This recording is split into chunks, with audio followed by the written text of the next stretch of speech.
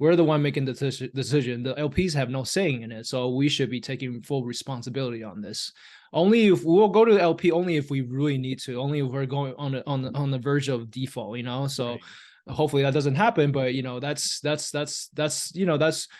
those are the people that we look for. We share that share the same value as we do.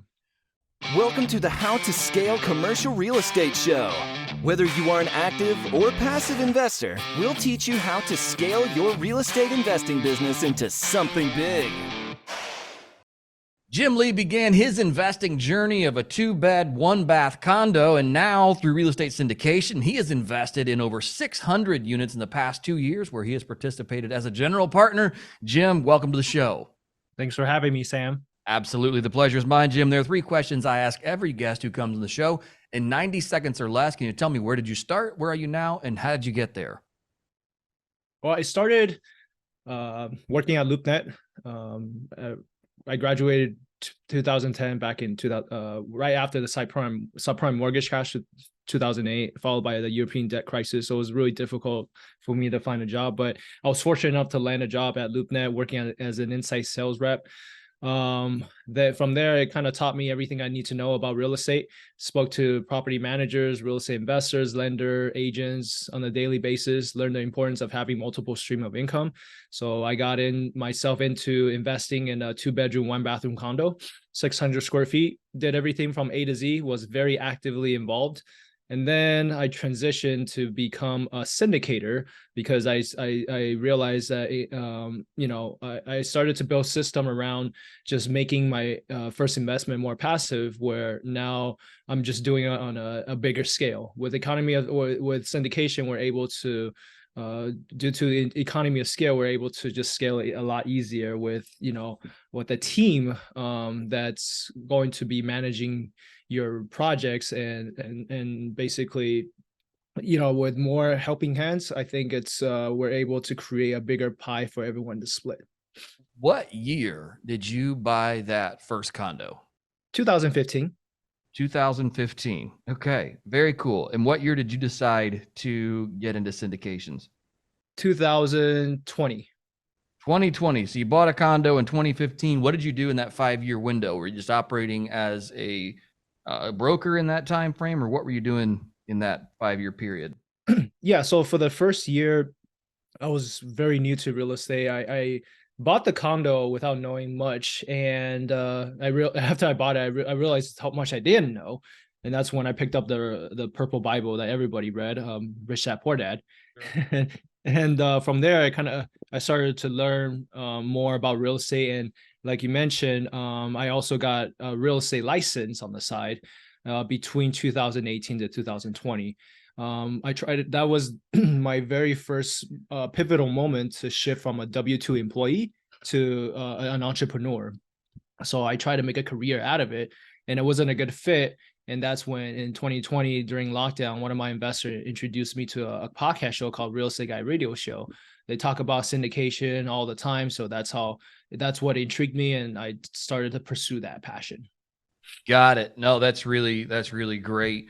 When you became a realtor, were you doing residential brokerage? Were you doing commercial brokerage? What were you working on? I was focused on residential. Okay. And you figured out that wasn't a good fit for you. Why not? Part of it is because I came from an inside sales background. I've been doing that for 7 years of my life, and being a realtor is you need to get, well, for me, I had to get comfortable being uncomfortable, just going out and meet people face to face on a constant basis. And I was trying to get used to it, but it was definitely not a thing that I excel on in. I realized it's not something that I can do for the rest of my life. I can do it temporary, but it's not sustainable. And that's where I kind of shifted because I'm more of a black and white type of person. I love numbers. If the number makes sense, it works. Whereas being a realtor, in a residential realtor, I feel like there's a lot of emotional sales, especially dealing with first-time home buyers. I'm not saying, dealing with investors, there's no emotional. Don't trust me, you still have to show emotions, but not as bad as, first-time home buyers.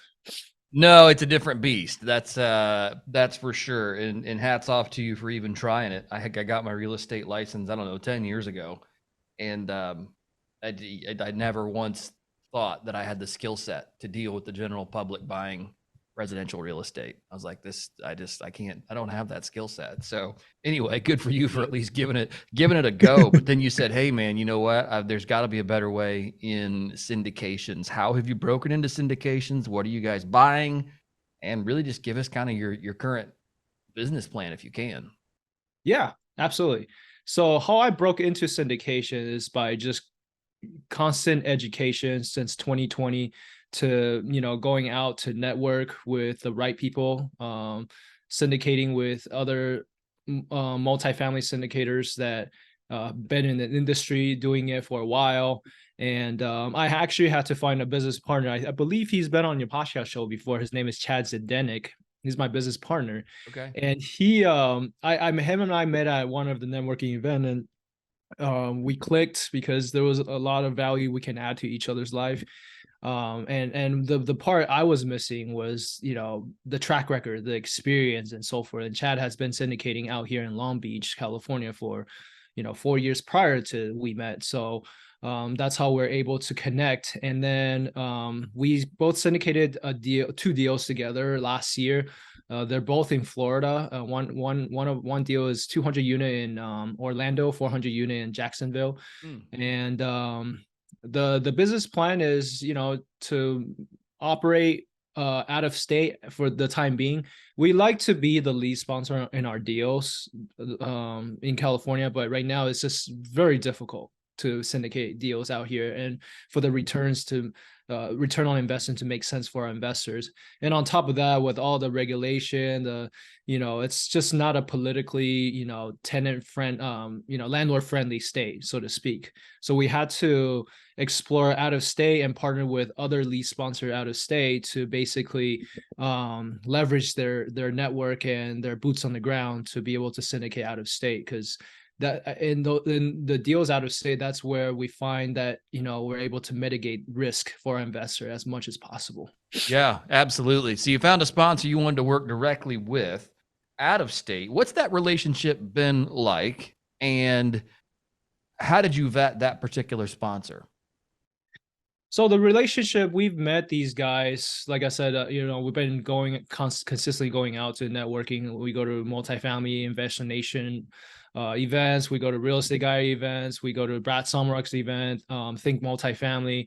And it's the people that we constantly see over and over and over. And that's where I think we start to begin to build more trust. The more we see each other, the more we're able to communicate and get to see what they're doing and kind of just speculate, over the years. And what we typically look for is, people that share the same mission and value as we do. That's the most important part, taking care of our investor, putting our investors before anybody else. And I'll give you a good example of the first deal we partnered in Orlando. The lead sponsor, we had a capital call recently, and basically, instead of putting the pressure onto the limited partner, the lead sponsor decides to put it amongst the general partners, to put the pressure on ourselves, because we're the one making the decision. The LPs have no saying in it, so we should be taking full responsibility on this. Only if we'll go to the LP, only if we really need to, only if we're going on the verge of default, so. Right. Hopefully that doesn't happen, but those are the people that we look for. We share that share the same value as we do. Well, let's dig in on that. I mean, there is pain in the marketplace. We're seeing things such as what you just mentioned. Internal capital calls, maybe not necessarily with us, but we are seeing this across just the general market. There is some pain existing, with rising interest rates, with short-term debt coming due. Sounds like you've picked some great assets in great markets. What is happening? I guess that maybe if you can, and again, I'm not asking you for the inside down and dirty, because it's probably not things you want to talk about in depth, but maybe what are some things that are happening in the market right now that are causing you guys to currently have a capital call? And then what's the plan to really turn that around? Yeah, absolutely. So, first off, there are $2 trillion of commercial debt that's expiring in the next year. that tells you a lot of people are, going to need to refi like we do, or, just at this high interest rate. So what can you do in this circumstance, right? Well, you have options. You can either cash in refi, just raise more capital and then get a new loan, or you can, sell the property at a loss. Depending on, if we sell the property as is right now, we'll still get 75%, 80% back, but that's not the goal. The goal is to push the deal forward to 2025, survive till 2025. And I'm talking about in terms of people who's on variable interest rate. Now, if you're on fixed rate, maybe that's agency debt, that maybe you're better off at this moment. But both my deals are very aggressive, because this my first two deals. I tend to want to be aggressive. I'm targeting value add Class C multifamily apartments built in 1970s. So there's always that value add component to it. So it's basically how you manage your capex, your reserves on top of the rising debt costs. What's happening with our deal is that, like you mentioned, Orlando, Florida is a very, very strong market. Right. Growing population, job growth is growing, everything's growing, economy is growing. Our rent before taking over the project was $850 on average per unit. Okay. It's gone up to $1,350 for the renovated units. So 55% increase. It's great. With all that being said, the insurance has pretty much killed us. Yeah. Right. So like, we have, I think our insurance went up by, I think 3 times or nearly 4 times of what we used to pay. On top of that, like you mentioned, debt just keeps going up. So we're upside down by 10,000, even though our occupancy rate is at 94% occupancy rate right now. So 10,000, I'm talking about 200,000 NOI per month, and our debt, our expenses at 2,000, 10,000, 210,000. So that's what's going on. I think amongst the GP, we can definitely cough up the money. That's not a problem to push us over. But we do try to be as transparent to our investor as well. Hey, you're not going to see any distribution anytime soon, because we syndicated this property last July. Everybody was, everybody thought that they were going to get the distribution sometime around this, this year, a year later, right? That's what we've been telling them.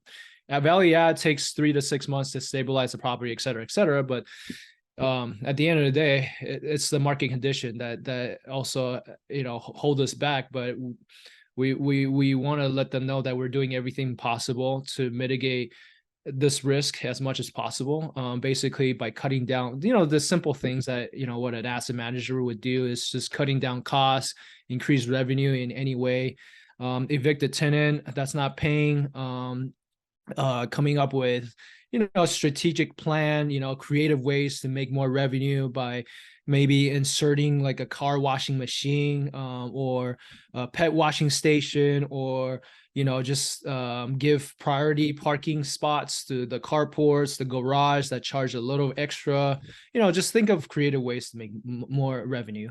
That's how. Right. Drive revenue. One of the things you mentioned there, I was kind of, it's always interesting, I think, to look at deals that have, some stress on them. I'll say that, and say, okay, what of this could we have foreseen?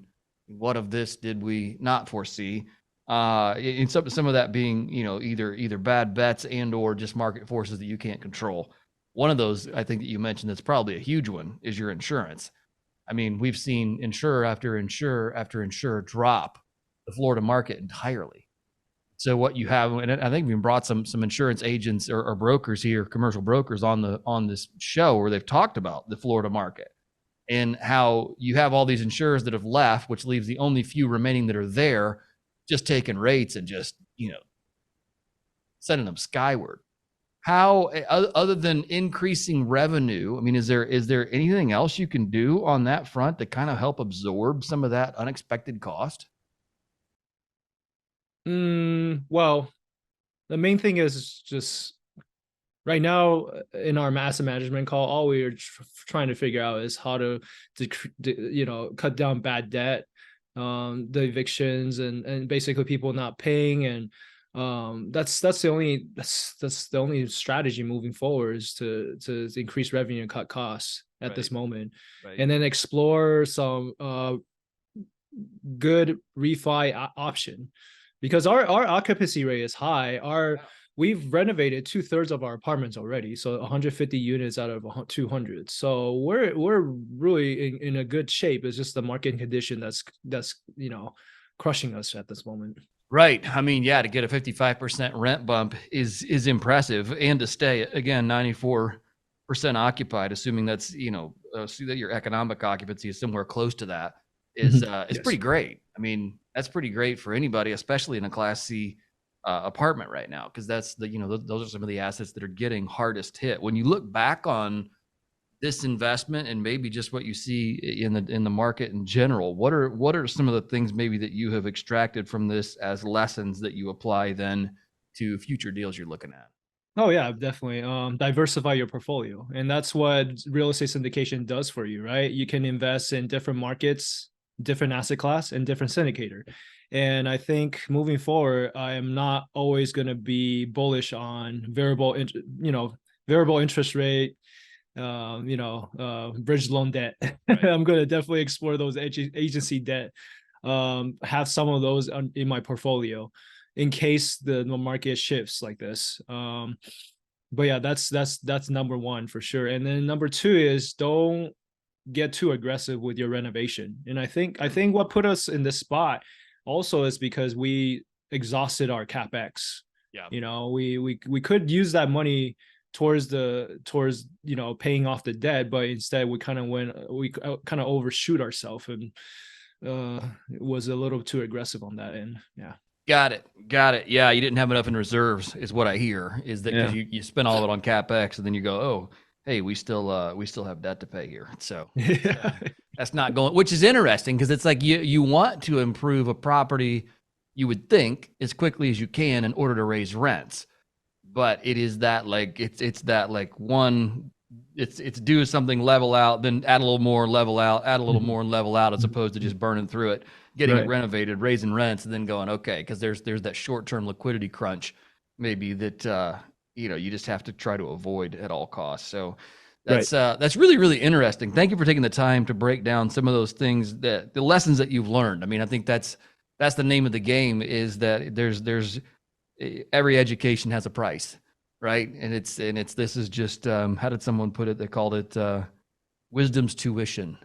So that's you can't get around it. All of us are learning lessons all the time. So that is wisdom's tuition. Jim, is there anything else here on the show today that you'd really love to make sure that we highlight, talk about, just cover what it is that you guys are working on, some next things you're covering? One last thing you'd love to share with our listeners. I would say the biggest thing that I do differently versus others is I invest in people. I know as real estate investors, we all like to invest in assets that produce an income, that income stream, and hopefully, have enough of income stream that it eventually replaces your salary and you become financially free. Yeah, that's the goal. That's the end goal. I get it. Everybody wants that. But I believe in building relationship. I put relationship first before anything else. And I invest in people, as in, I think it's very important to invest in your community, invest in your network, invest in mastermind groups, invest in, having your own local real estate meetup, invest in people. Because when you do so, you're going to generate returns on investment that you can't. For me, it's hard to calculate, to measure that, but it's gone me very far. It's something that I would highly recommend that everyone do. Fantastic. Jim, thank you for taking the time to come on the show today. If our listeners want to get in touch with you or learn more about you, what is the best way to do that? They can check out my website, formosainvesting.com. They can also follow me on social media, Twitter, Instagram, Facebook, LinkedIn at Formosa Investing. FormosaInvesting.com. Jim, thank you again for coming on the show today. I certainly appreciate it. Yep, absolutely. Hey, thanks for listening to the How to Scale Commercial Real Estate podcast. If you can do me a favor and subscribe and leave us a review on Apple Podcasts, Spotify, Google Podcasts, whatever platform it is you use to listen, if you can do that for us, that would be a fantastic help to the show. It helps us both attract new listeners as well as rank higher on those directories. So appreciate you listening. Thanks so much, and hope to catch you on the next episode.